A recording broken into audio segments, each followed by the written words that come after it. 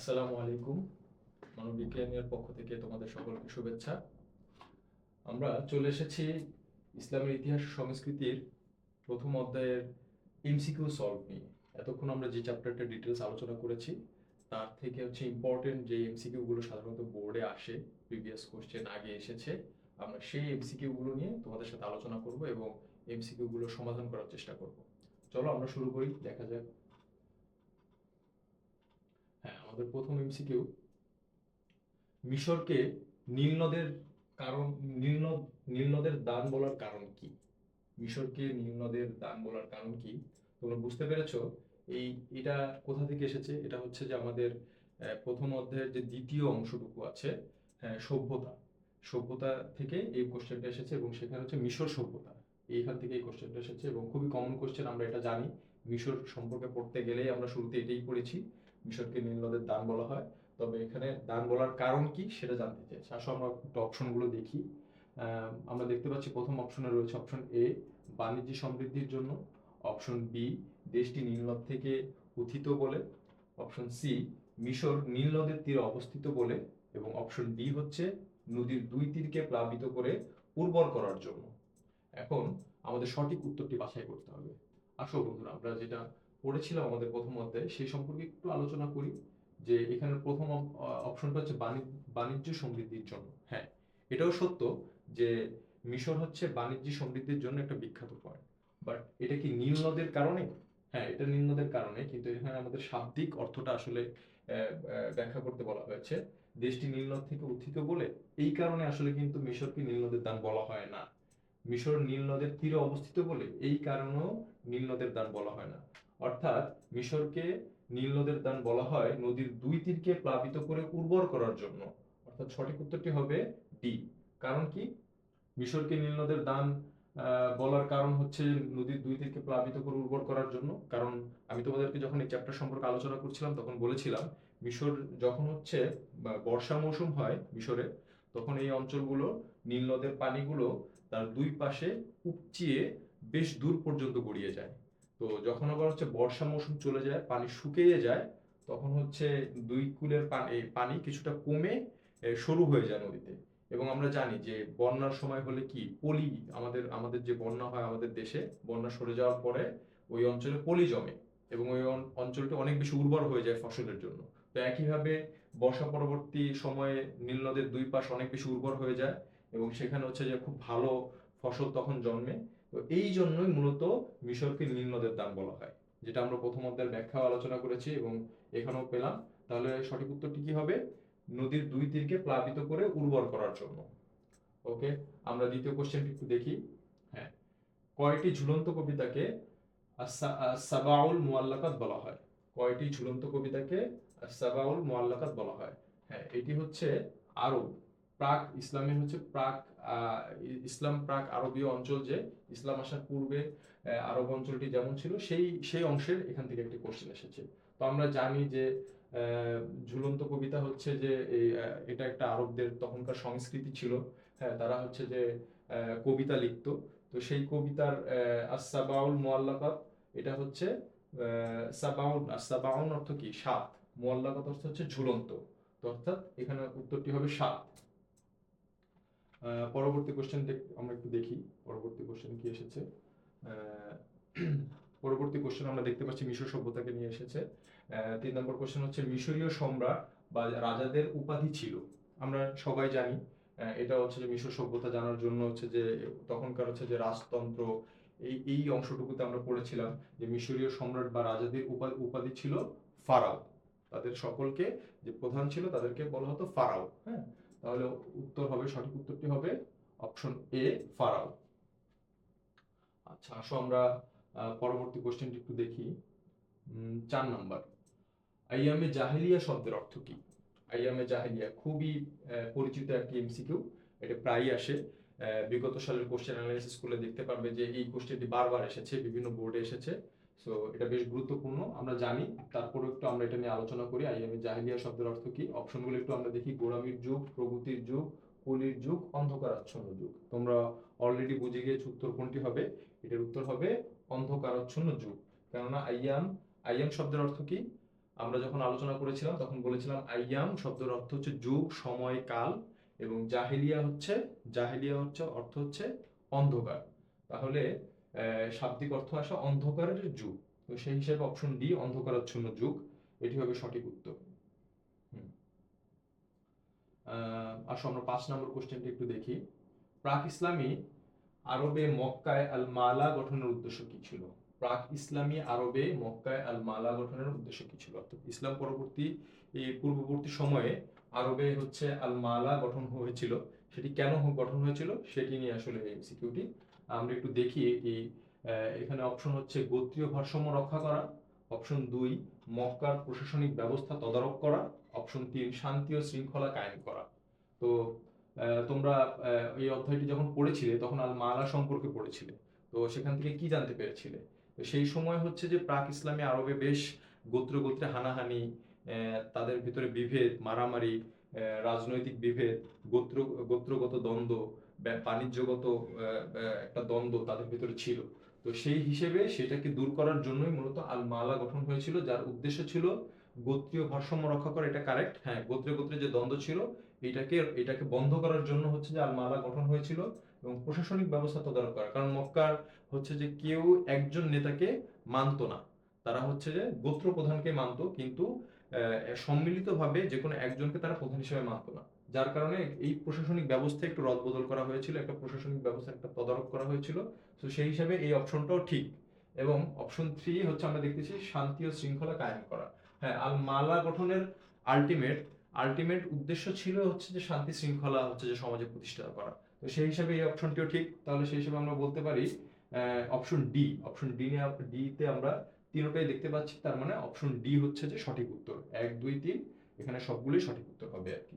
আসো আমরা পরবর্তী কোশ্চেনটি একটু দেখি। ইয়েমেনকে সুখী আরব বলা হয় কারণ? ইয়েমেনকে সুখী আরব বলা হয় কারণ আমরা জানি, আমরা যখন হচ্ছে যে আরবের ভৌগোলিক অবস্থান পড়েছিলাম সেখানে হচ্ছে যে ইয়েমেন এসেছিল, আমাদের বারবার ইয়েমেন এসেছিল। আরবের ভৌগোলিক অবস্থানে আমরা দেখেছিলাম যে আরবের দক্ষিণাংশ, যেটা হচ্ছে যে খুবই উর্বর এবং বসবাসের জন্য খুবই উপযোগী একটি জায়গা, তো সেই জায়গার একটি অঞ্চল হচ্ছে ইয়েমেন। হ্যাঁ, তো ইয়েমেনকে মূলত সুখী আরব বলা হয়। এটার কারণ কি? আসলে একটু আমরা অপশনগুলো একটু খেয়াল করি। উর্বর ভূমি হওয়ার কারণে, ব্যবসা বাণিজ্যের সুবিধার কারণে, কৃষিকাজে বিখ্যাত হওয়ার কারণে। বুঝতেই পারছো অপশন কোনটা হবে।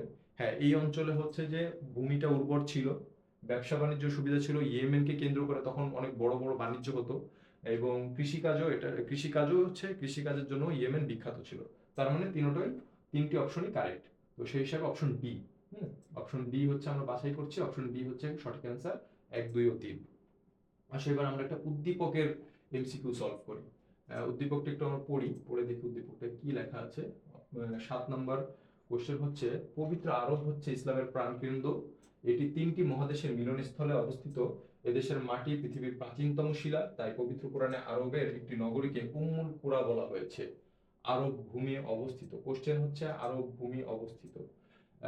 তো আমরা একটু দেখি, এটা একটু সমাধান করি, এটা আসলে কোনটি সঠিক উত্তর হবে। অপশনগুলো একটু আমরা দেখি। অপশন 1 হচ্ছে ইউরোপ, আফ্রিকা ও এশিয়া মহাদেশের মিলনস্থল। অপশন 2 হচ্ছে আমেরিকা, ইউরোপ ও আফ্রিকা মহাদেশের মিলনস্থল। অপশন 3 নম্বর অপশন হচ্ছে আমেরিকা, ইউরোপ ও এশিয়া মহাদেশের মিলনস্থল। তো আমরা একটু আলোচনা করি। আমরা যখন ভৌগোলিক অবস্থান পড়ছিলাম আরবের, তখন এই বিষয়গুলো আমরা দেখেছিলাম। তো আমরা দেখেছিলাম যে আরব অঞ্চলটা হচ্ছে যে 3 দিক দিয়ে পানি দ্বারা বেষ্টিত ছিল, যার কারণে এটাকে জাজিরাতুল আরব বা আরব উপদ্বীপ বলা হয়, যার 3 দিকে জল ছিল, এবং একদিকে স্থলভাগ ছিল, যার ফলে আরবকে জাজিরাতুল আরব বলা হতো। তো এটি ছিল মূলত ইউরোপ, আফ্রিকা এবং এশিয়া মহাদেশের মিলনস্থল, যার পূর্বে ছিল হচ্ছে এশিয়া মহাদেশ, পশ্চিমে ছিল হচ্ছে আফ্রিকা, এবং উত্তরে ছিল হচ্ছে ইউরোপ মহাদেশ। তো এই অপশনটি কারেক্ট হবে, শুধু অপশন 1 এই অপশনটি জাস্ট কারেক্ট হবে। বাকিটি হচ্ছে যে আমেরিকা, ইউরোপ, আফ্রিকা মহাদেশের মিলনস্থল এটি ছিল না। আবার সেম, অর্থাৎ আফ্রিকা মহাদেশের সাথে আরব অঞ্চলের, আরব উপদ্বীপের কোনো সংযোগ ছিল না, যার কারণে 2 এবং 3 নম্বর অপশনটি অটোমেটিকলি বাদ চলে যাবে। তাহলে অপশন বাকি থাকছে কোনটি? অপশন 1। তাহলে সেক্ষেত্রে এ নাম্বার অপশনটি কারেক্ট। হ্যাঁ, অ্যান্সার হবে এ। আসো আমরা পরবর্তী কোশ্চেনটি একটু দেখি। এটিও হচ্ছে দেখতে পাচ্ছি একটি উদ্দীপক। আমরা উদ্দীপকটি একটু পড়ে দেখি, উদ্দীপকে হচ্ছে যে কি বিষয় নিয়ে আলোচনা করা হয়েছে। আলেকজান্দ্রিয়া মিশরের দ্বিতীয় বৃহত্তম শহর। এই শহরে মিশরের বৃহত্তম সমুদ্র বন্দর অবস্থিত। আলেকজান্ডার দ্য গ্রেটের নাম অনুসারে এই শহরের নাম হয় আলেকজান্দ্রিয়া। আচ্ছা, কোশ্চেনটা কি আমরা একটু দেখি। উদ্দীপকটা পড়ে ফেললাম। উদ্দীপক পড়ে আমরা বুঝতে পেরেছি এটা মিশর কেন্দ্রিক কোন একটা কোশ্চেন। আচ্ছা, আমরা এতক্ষণ যতগুলো সলভ করেছি এর ভিতরে ম্যাক্সিমাম কিন্তু মিশর কেন্দ্রিক ছিল। তার মানে বুঝতে পেরেছো যে মিশর তোমাদের জন্য একটি ইম্পর্টেন্ট বিষয়। মিশর সভ্যতা এখান থেকে এমসিকিউ যেভাবে আসছে ঠিক একইভাবে সিকিউতে কোশ্চেন আসে। প্রিভিয়াস কোশ্চেন অ্যানালাইসিস করলে আমরা এটা দেখতে পারি যে মিশরকে সভ্যতার ভেতর থেকে মিশর অংশটুকু নিয়ে সবচেয়ে বেশি প্রশ্ন এসেছে। সো এটা তোমাদের জন্য একটু বেশি ইম্পর্টেন্ট। আসো আমরা একটু অপশনগুলো দেখি। উক্ত শহর দখলের ফলে মুসলিম সাম্রাজ্যের অপশনগুলো একটু দেখি। 1 নম্বর, ব্যাপক অর্থনৈতিক সমৃদ্ধি ঘটে। উত্তর আফ্রিকায় সাম্রাজ্যের বিস্তৃতি ঘটে। বাবার জাতি ইসলাম গ্রহণ করে। আচ্ছা, আমরা একটু আলোচনা করি যে আসলে মিশরের একটা সমুদ্র বন্দর ছিল। এটা আলেকজান্ডার দ্য গ্রেটের নাম অনুসারে ছিল আলেকজান্দ্রিয়া। সবই সঠিক। তো অপশনগুলো একটু অ্যানালাইসিস করে আমরা দেখব ব্যাপক অর্থনৈতিক সমৃদ্ধি ঘটে। হ্যাঁ, এটা সত্য। কারণ হচ্ছে এই সমুদ্র বন্দরকে কেন্দ্র করে মিশরের ব্যবসা বাণিজ্যের কেন্দ্রে একটা আমূল পরিবর্তন আসে। হ্যাঁ, এইখানে হচ্ছে যে বিভিন্ন অঞ্চলের নৌযানগুলো তাদের ব্যবসায়িক পণ্য নিয়ে আনা নেওয়া করতো, যার ফলে মিশর হচ্ছে যে অর্থনৈতিক ভাবে খুবই বেশ উন্নতি সাধন হয় মিশরের। তো সেই হিসাবে অপশন একটা হচ্ছে সঠিক, ব্যাপক উন্নতি অর্থনৈতিক সমৃদ্ধি ঘটে। অপশন দুইটা যদি আমরা একটু দেখি, উত্তর আফ্রিকায় সাম্রাজ্যের বিস্তৃত। হ্যাঁ, মিশরকে কেন্দ্র করে, মিশর যেহেতু মূলত একটি আফ্রিকার দেশ, অর্থাৎ হচ্ছে আরবের পার্শ্ববর্তী খুবই নিকটবর্তী একটি দেশ, তবে যেটার অবস্থান হচ্ছে আফ্রিকা মহাদেশে। তো এবং তার কিছু অংশ হচ্ছে এশিয়াতেও পড়েছে। তো সেই হিসাবে উত্তর আফ্রিকায় সাম্রাজ্যের একটা বিস্তৃতি ঘটে। মুসলমানরা হচ্ছে যে যখন মিশরে তাদের হচ্ছে মিশরকে কেন্দ্র করে তাদের জনজীবন স্থাপন করলো, তাদের বসতি স্থাপন করলো, তখন হচ্ছে মিশরকে কেন্দ্র করে তারা আফ্রিকা অঞ্চলে হচ্ছে যে প্রবেশ করলো, এবং তখন থেকে হচ্ছে যে তারা ইসলামের প্রসারণ ঘটানো শুরু করলো। তার মানে এই অপশনটিও সঠিক। এই বন্দরকে কাজে লাগিয়ে মুসলমানরা উত্তর আফ্রিকা তাদের সাম্রাজ্য বিস্তার করে। আচ্ছা, তাহলে অপশন 3 হচ্ছে বাবার জাতি ইসলাম গ্রহণ করে। এই অপশনটি ভুল। বাবার জাতি তখন হচ্ছে এটা একটা মিশরের জাতি ছিল, তারা ইসলাম ধর্ম গ্রহণ করেনি। তার মানে অপশন সঠিক উত্তর হচ্ছে 1 এবং 2। আসলে দেখি একটু এখানে 1 এবং 2 কোন অপশনে রয়েছে। অপশন এ তেই আমরা দেখতে পাচ্ছি 1 এবং 2 রয়ে গিয়েছে। তার মানে সঠিক উত্তর হচ্ছে অপশন এ, 1 এবং 2। আচ্ছা, আমরা একটু পরবর্তী কোশ্চেনটি একটু দেখি। 9 নম্বর কোশ্চেন, আরবের অধিবাসীদের মধ্যে শতকরা কত ভাগ মানুষ মরুভূমির বাসিন্দা ছিল? এটাও একটা ইম্পর্টেন্ট কোশ্চেন। আমরা জানি যে আরবের ভৌগোলিক অবস্থা যখন আমরা পড়েছিলাম তখন ওখানে দেখেছিলাম যে আরবের ম্যাক্সিমাম অঞ্চল, অধিকাংশ অঞ্চলই প্রায় মরুময় অঞ্চলে আরব অধিবাসীদের বসবাস ছিল। তো সেই ক্ষেত্রে প্রায় ওখানে আমরা এই ইয়াটা পড়েছিলাম যে হচ্ছে যে প্রায় 80% মানুষ মরুভূমির বাসিন্দা ছিল। আরবের প্রায় 80% বাসিন্দাই হচ্ছে মরুভূমিতে বসবাস করতো, কেননা এর ম্যাক্সিমাম অঞ্চলই ছিল মরুময়। তো এখানে সঠিক উত্তর 80 হচ্ছে অপশন বি তে। তার মানে সঠিক উত্তর হচ্ছে অপশন বি। আচ্ছা, আসো আমরা 10 নম্বর কোশ্চেনটা একটু দেখি। এখানে কি রয়েছে। এখানে একটা উদ্দীপক দেখতে পাচ্ছি। আবু তাহের সৌদি আরবে গিয়ে জানতে পারলো যে সেখানকার আইন অনেকটাই প্রতিশোধমূলক। এই আইনের বৈশিষ্ট্য হলো চোখের বদলে চোখ, হাতের বদলে হাত, জীবনের বদলে জীবন। তো আমরা বুঝতেই পারছি যে কোন সভ্যতার কথা বলা হচ্ছে। এখানেও একটা সভ্যতা নিয়ে কোশ্চেন, কোন সভ্যতার কথা বলা হচ্ছে। আসলে একটু আমরা কোশ্চেনটা দেখি। কোশ্চেনটা কি ছিল, সৌদি আরবের রাষ্ট্রীয় আইনের প্রকৃতির সাথে কোন সভ্যতার মিল রয়েছে? এমন একটা সভ্যতার বৈশিষ্ট্য কিন্তু আমরা পড়েছিলাম আসলে। সেটা কোনটা? সেটা হচ্ছে সুমেরীয় সভ্যতা। সুমেরীয় সভ্যতায় কিন্তু আমরা দেখতে পেয়েছিলাম যে এটা হচ্ছে প্রতিশোধমূলক একটা সমাজ ব্যবস্থা ছিল, যেখানে হচ্ছে যে কেউ কোনো অপরাধ করলে তাকে হচ্ছে যে সেই অপরাধটাই তাকে আবার ফিরিয়ে দেওয়া হতো। অর্থাৎ কেউ যদি কারোকে একটা থাপ্পড় দিত তাহলে তার বিচার হতো তাকেও একটা থাপ্পড় দেওয়া। তো সেটা আমরা সুমেরীয় সভ্যতায় লক্ষ্য করেছিলাম। তার মানে এখানে সঠিক উত্তরটি হবে অপশন এ, সুমেরীয় সভ্যতা। আসো আমরা 11 নম্বর কোশ্চেনটা একটু দেখি। এখানে কি রয়েছে, মিশরীয়। দেখছো আবার মিশরকে নিয়ে কোশ্চেন এসেছে। তার মানে মিশর ভেরি মাচ ইম্পর্টেন্ট। আচ্ছা, মিশরীয়রা মমি তৈরি করতো কেন? এটাও একটা খুবই ইম্পর্টেন্ট। আসলে আমরা একটু অপশনগুলো দেখি। মৃতদেহ সংরক্ষণের জন্য, ধর্মীয় অনুভূতির জন্য, অপশন সি শক্তির প্রতীক রূপে ব্যবহারের জন্য, এবং অপশন ডি ফারাওদের মর্যাদা রক্ষার জন্য। তো তোমরা বুঝতেই পারছো সঠিক উত্তরটি হবে কি, মৃতদের সংরক্ষণের জন্য।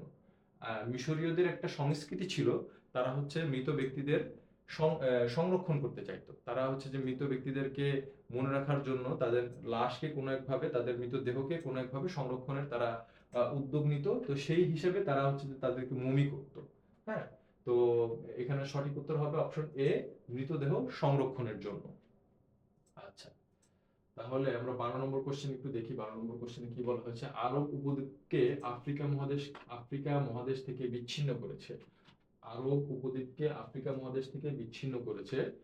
অপশন এ অপশন এ হচ্ছে নীল নদ, অপশন বি লোহিত সাগর, অপশন সি ভারত মহাসাগর। তোমরা বুঝতেই পেরেছো, এটা হচ্ছে আরবের ভৌগোলিক অবস্থা, সেই অবস্থান থেকে এই কোশ্চেনটি এসেছে। আমরা যদি একটু দেখতে পারি, এটা হচ্ছে আরবের নীল নদ। নীল নদ কিন্তু আরবের একেবারেই দক্ষিণ দিকে অবস্থিত, অর্থাৎ মিশর এবং আরবের মাঝখান দিয়ে যে সাগরটি, সেই সাগরের পাশ দিয়ে নীল নদের অবস্থান। তার মানে নীল নদের সঠিক উত্তর লোহিত সাগর। রেড সি, আমরা দেখেছি যে আরবের একটি পাশে হচ্ছে রেড সির অবস্থান ছিল। ভারত মহাসাগর কিন্তু আরবের সাথে ছিল না। আরব থেকে আরবের জাজিরাতুল আরব, অর্থাৎ যে তিন দিক থেকে যে পানির বেষ্টন, সেই বেষ্টনে কিন্তু মূলত ভারত মহাসাগরের অবস্থানটা ছিল না। হ্যাঁ, তো সেই ক্ষেত্রে আসলে আমরা এখান থেকে অপশন চুজ করতে পারি নীল নদ এবং লোহিত সাগর। তো এটা দেখি একটু কোন অপশনে রয়েছে, 1 এবং 2। 1 এবং 2 দেখতে পাচ্ছি অপশন এ তে রয়েছে, তার মানে সঠিক উত্তর হচ্ছে অপশন এ। আচ্ছা, আসো আমরা হচ্ছে 13 নম্বর কোশ্চেনটা একটু দেখি। উদ্দীপক, এখানে উদ্দীপক দেখতে পাচ্ছি। দক্ষিণ ভারতের এক মা তার সদ্য ভূমিষ্ঠ কন্যা সন্তানকে গলা টিপে হত্যা করে। পরবর্তীতে ওই মাকে পুলিশ গ্রেফতার করে। জানা গেছে দারিদ্র্যের কারণে ওই মা সন্তানটিকে হত্যা করেছে। হ্যাঁ, তো আমরা বুঝতে পারছি এখানে কোন সময়কার কথা বলা হচ্ছে। এই সময়কাল নিয়ে আমরা হচ্ছে যে পড়েছি, হ্যাঁ, যেটাকে হচ্ছে যে অন্ধকারাচ্ছন্ন যুগ বলা হতো বা আইয়ামে জাহিলিয়ার যুগ বলা হতো। সেই সময়কার একটা আলোচনা, একটা ঘটনা এখানে একটু টাচ করা হচ্ছে, ইঙ্গিত দেওয়া হয়েছে। এবার আসলে আমরা কোশ্চেনটা দেখি, এটা নিয়ে কি কোশ্চেন করা হয়েছে। মেয়ে শিশু হত্যার অন্যতম কারণ ছিল, হ্যাঁ, তৎকালীন সময়ে যে মেয়ে শিশুকে হত্যা করার একটা প্রচলন ছিল, এটার কারণটা আসলে মূলত কি ছিল। একটু অপশনগুলো দেখি আমরা।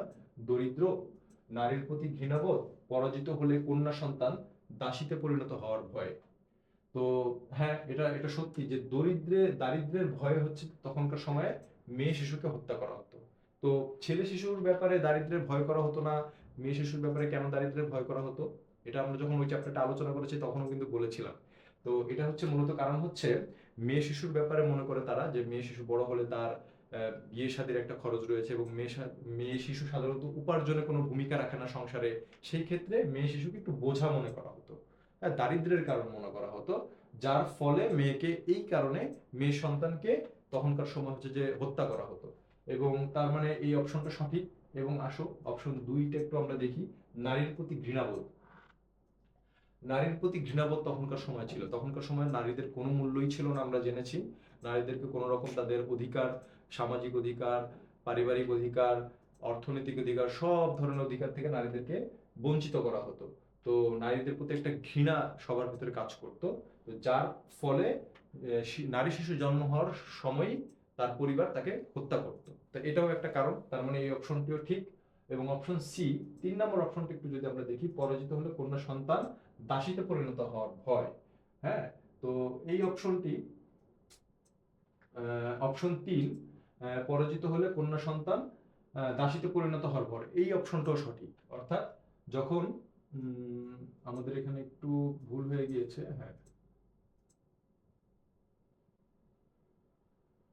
হ্যাঁ, আমরা দেখতে পাচ্ছি তার মানে এখানে হচ্ছে অপশন তিনটি সঠিক, 1 2 3, তাহলে এটা হচ্ছে অপশন ডি। তো সঠিক উত্তর হচ্ছে অপশন ডি। আসো আমরা পরবর্তী কোশ্চেনে চলে যাই, 14 নম্বর। মেসোপটেমীয় শব্দের অর্থ কি? মেসোপটেমীয় শব্দের অর্থ কি? অর্থাৎ এটা এটা কিন্তু আমাদের চ্যাপ্টারের যে সভ্যতার অংশটুকু ছিল সেখান থেকে এই কোশ্চেনটা এসেছে। তাহলে একটু দেখি, মেসোপটেমীয় শব্দের অর্থ হচ্ছে নদীর তীর, উর্বর ভূমি, দুই নদীর মধ্যবর্তী, শহর এলাকা। তোমরাই বলো সঠিক উত্তরটি কোনটি হবে। তোমরা জেনেছো যে আমরা যখন এই চ্যাপ্টার পড়ছিলাম তখনই কিন্তু আলোচনা করেছিলাম মেসোপটেমিয়ার শাব্দিক অর্থ হচ্ছে দুই নদীর মধ্যবর্তী স্থান। দুই নদীর মধ্যবর্তী স্থান, এই দুই নদী নিয়ে আমরা আলোচনা করেছিলাম। ইউফ্রেটিস এবং টাইগ্রিস নদীর মধ্যবর্তী স্থান ছিল হচ্ছে যে মেসোপটেমিয়া সভ্যতা, এখান থেকে শুরু হয়েছিল। তো এই জন্যই মূলত মেসোপটেমিয়াকে দুই নদীর মধ্যবর্তী স্থান বলা হয়। তার মানে মেসোপটেমিয়া শব্দের শাব্দিক অর্থ কি? দুই নদীর মধ্যবর্তী স্থান। আসুন আমরা পরবর্তী কোশ্চেন একটু দেখি, 15 নম্বর কোশ্চেন। নগর রাষ্ট্র উদ্ভব হয় কখন? নগর রাষ্ট্র উদ্ভব হয় কখন? অপশন এ ফেরাউনের সময়, অপশন বি গ্রিকদের সময়, অপশন সি সুমেরীয়দের সময়, অপশন ডি রোমীয়দের সময়। তোমরা জানো যে হচ্ছে যে নগর রাষ্ট্র নিয়ে প্রথম আলোচনা করা হচ্ছে গ্রিকরা। তাদের ধারণা ছিল তারা তৎকালীন সময় হচ্ছে যে ছোট ছোট রাষ্ট্র ব্যবস্থায় বিশ্বাস করতো, এবং তখনকার সময় এটা প্রচলন ছিল ছোট ছোট রাষ্ট্র ব্যবস্থায়, এবং এটা হচ্ছে যে গ্রিকরা হচ্ছে যে এই এই রাষ্ট্র ব্যবস্থাটা হচ্ছে উদ্ভব ঘটায় গ্রিকদের সময়। তার মানে সঠিক উত্তর হচ্ছে অপশন বি, গ্রিকদের সময়। আসলে একটু আমরা পরবর্তী কোশ্চেনটা দেখি, একটু বড় করে দিই তোমাদের সুবিধার্থে, তোমাদের কোশ্চেন দেখতে সুবিধা হবে। অপশন আমরা 16 নম্বর কোশ্চেনটা একটু দেখি। প্রাক ইসলামী যুগে আরবদের চরিত্রের অন্যতম বৈশিষ্ট্য ছিল, প্রাক ইসলামী যুগে অর্থাৎ প্রাক শব্দের অর্থ ইসলাম পূর্ব যুগে, অর্থাৎ যখন আরবে ইসলাম আসেনি তার আগে ইসলাম এই আরবের এই সময় এই অঞ্চলের মানুষের চারিত্রিক বৈশিষ্ট্য কেমন ছিল। তো একটু আমরা দেখি এদের বৈশিষ্ট্য। 1 নম্বরে এসেছে মদ্যপান, 2 জুয়া খেলা, 3 সুদের ব্যবসা।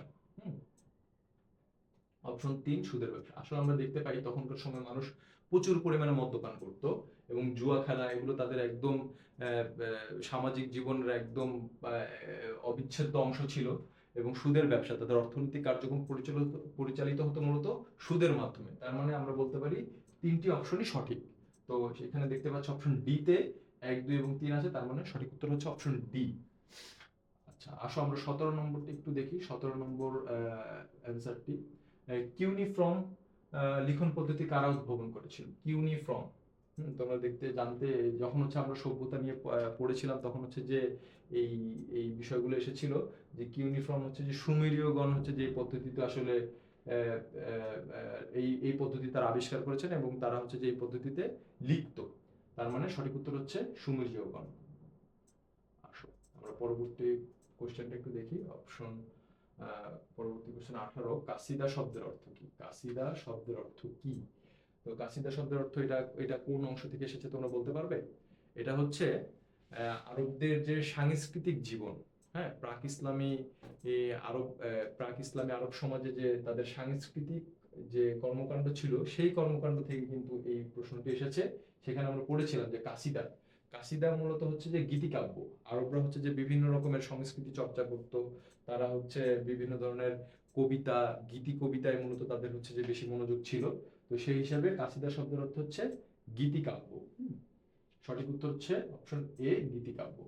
আমরা 19 নম্বর কোশ্চেনটি একটু দেখি। জাজিরাতুল আরব অর্থ কি? হ্যাঁ, এটা অলরেডি একবার এসেছে, এটা নিয়ে আলোচনা করেছি। এটা হচ্ছে যে জাজিরাতুল আরব অর্থ কি? জাজিরা অর্থ হচ্ছে উপদ্বীপ। জাজিরা অর্থ হচ্ছে উপদ্বীপ, আর আরব হচ্ছে যে আরব উপদ্বীপ, অর্থাৎ জাজিরাতুল অর্থ হচ্ছে আরব অর্থ হচ্ছে আরব উপদ্বীপ। এটাকে কেন আরব উপদ্বীপ বলা হয়? আমরা ভৌগোলিক অবস্থান পড়ার সময় দেখেছিলাম যে আরব মূলত হচ্ছে যে 3টি সমুদ্র বেষ্টিত অঞ্চল দ্বারা বেষ্টিত, যার এক পাশে হচ্ছে স্থলভাগ আর বাকি 3 পাশে মূলত সমুদ্র, অর্থাৎ পানি থাকার কারণে এটাকে জাজিরাতুল আরব বলা হয়। তার মানে এটার শাব্দিক অর্থ কি? আরব। এখানে অপশনগুলো একটু আমরা দেখি। আরব দ্বীপ, আরব মরুভূমি, আরব সংস্কৃতি, আরব উপদ্বীপ। আমরা জানি দ্বীপ হচ্ছে যে যার চারদিকেই পানি, আর উপদ্বীপ হচ্ছে যার 3 দিকে জল দ্বারা বেষ্টিত। তার মানে অপশন ডি হচ্ছে সঠিক অ্যান্সার, আরব উপদ্বীপ। আমরা 20 নম্বর কোশ্চেনটি একটু দেখি। দক্ষিণ আরবকে প্রাচীনকালে বলা হতো সুখী আরব ভূমি, আরবীয় যুদ্ধভূমি, আরবদের সৌভাগ্য। আমরা জানি যে দক্ষিণ আরব অঞ্চলটি একটু উর্বর ছিল, এই এলাকায় বাসিন্দারা হচ্ছে যে একটু উন্নত জীবনযাপন করতে পারতো বিভিন্ন কারণে।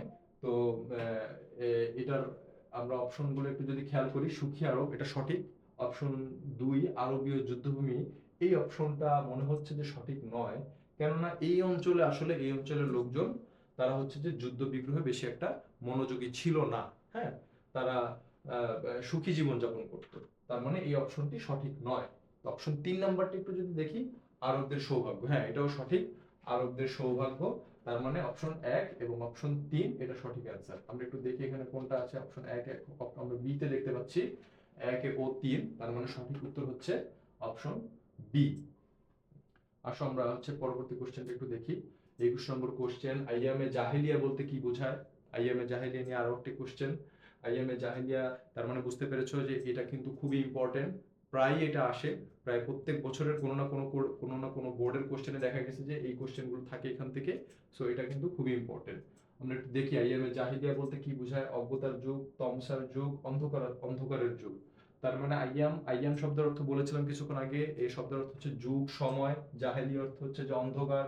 তার মানে আমরা যদি একটু দেখি অজ্ঞতার যুগ, হ্যাঁ এই সময় আসলে জ্ঞান বিজ্ঞানের কোনো প্রসার ছিল না, মানুষের ভিতরে জ্ঞান বিজ্ঞান বিরাজ করতো না, তারা আসলে অজ্ঞতার মূর্খতার যুগেই বসবাস করতো। তমসা অর্থ হচ্ছে যে অন্ধকার। তার মানে অপশন 2 এবং 3 কাছাকাছি, এটা জাস্ট সমর্থক শব্দ এখানে ইউজ করেছে। 3 নম্বর অপশন হচ্ছে অন্ধকারের যুগ। তার মানে আমরা দেখতে পাচ্ছি অপশন 1 2 3 তিনটি কারেক্ট। একটু দেখি এখানে কোনটাতে তিনটি কারেক্ট আছে। তিনটি অপশনই দেওয়া আছে। অপশন ডি তে আমরা দেখতে পাচ্ছি, অপশন ডি তে 1 2 3 আছে, তার মানে সঠিক উত্তর হচ্ছে অপশন ডি। হ্যাঁ, আইএমএ জাহিলিয়া বলতে বোঝায় অজ্ঞতার যুগ, তমসার যুগ, একইভাবে অন্ধকারের যুগ। এই ছিল আজকে এই অধ্যায় নিয়ে তোমাদের সাথে এইটুকু আলোচনা। তো আমরা আসলে মূলত এই এত বড় অধ্যায় থেকে একটু ছোট করে কোন কোন কোন এমসিকিউ গুলো আসলে কোন ধরনের এমসিকিউ, কোন সভ্যতা থেকে কি ধরনের কোশ্চেন গুলো আসলে বারবার রিপিট হয় আসে, সেগুলো নিয়ে মূলত তোমাদের সাথে আলোচনা করেছি। তো এই রিলেটেড এমসিকিউ গুলো এভাবে সলভ করলে এবং আমাদের ক্লাসগুলো দেখলে মনোযোগ সহকারে, আশা করি তোমরা এই ধরনের এমসিকিউ এবং সিকিউ যেগুলো আমরা বলে দিয়েছি সেগুলো সম্পর্কে একটা ভালো ধারণা পাবে এবং পরীক্ষায় এর ভিতর থেকে ইনশাল্লাহ তোমরা কমন পাবে। তো ঠিক আছে, আজকে এই পর্যন্তই। আসসালামু আলাইকুম। পরবর্তী কোনো একটা ক্লাসে তোমাদের সাথে আবার দেখা হবে। ধন্যবাদ সকলকে মানবিক জ্ঞানের সাথে থাকার জন্য।